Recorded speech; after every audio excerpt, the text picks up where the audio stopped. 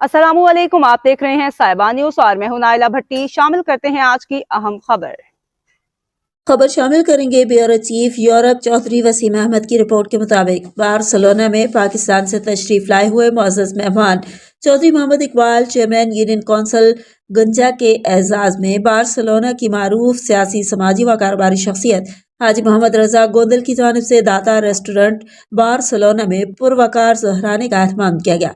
तकरीब में सियासी व समाजी हलकों की अहम शख्सियात ने शिरकत की, जिनमें चौधरी वलीद इकबाल, एडवोकेट चौधरी मोहसिन फर्रुख मजीद, मियां मुदस्सर असलम, चौधरी मुख्तार अलमारूफ कोको, चौधरी नासिर वड़ाज, चौधरी शहबाज अहमद, अली रजा महर समेत दीगर मुअज़्ज़ज़ अहबाब शामिल थे।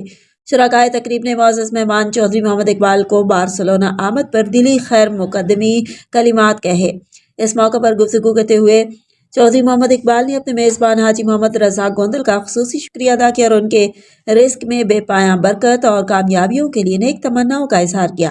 मेज़बान हाजी मोहम्मद रजा गोंदल ने भी चौधरी मोहम्मद इकबाल और तमाम शुरका का शुक्रिया अदा करते हुए कहा कि उनकी आमद ने तकरीब को हकीकी मानों में रौनक बख्शी।